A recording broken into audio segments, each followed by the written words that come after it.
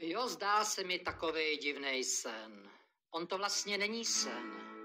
Je to realita, bohužel jen.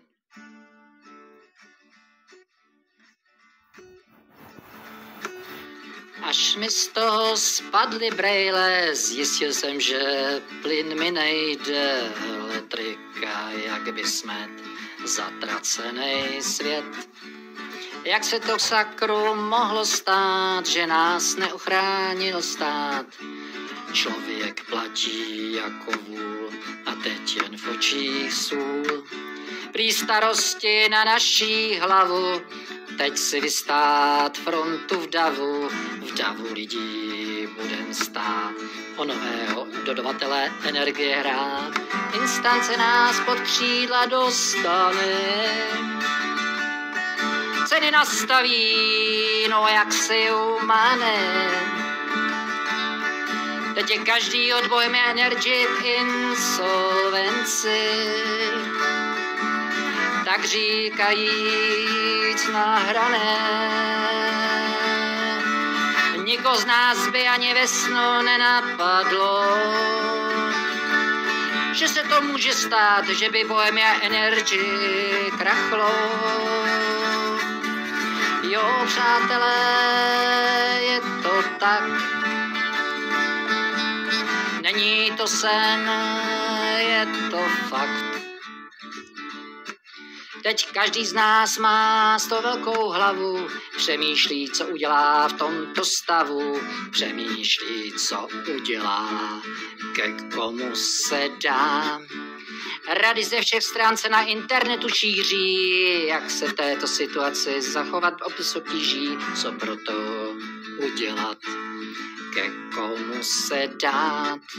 Tak každý hledá variantu svojí, už nechce, aby se to opakovalo, této situace se bojí, už chce mít nastálo v duši klid. Instance nás pod křídla dostane, ceny nastaví, no jak si umane. Teď je každý od Bohemia Energy v insolvenci.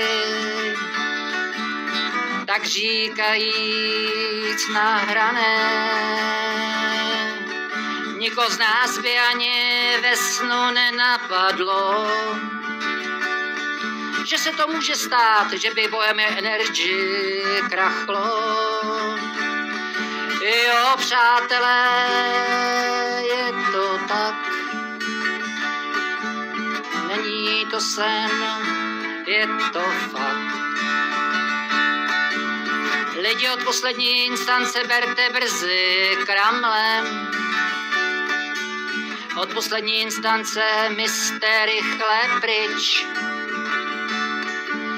Protože tito údajní vaši zachránci jsou na vás vlastně bič. Radši frontu vystát v davu a pak mít v duši klid. V peněžence žádnej vítr, to je dnešní hit.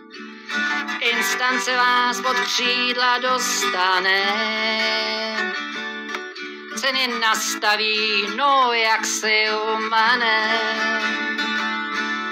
Teď je každý od Bohemia Energy v insolvenci. Tak říkajíc na hrané. Nikoho z nás by ani ve snu nenapadlo, že se to může stát, že by Bohemia Energy krachlo. Jo, přátelé, je to tak. Není to sen, je to fakt. Jo, přátelé, není to sen, je to fakt.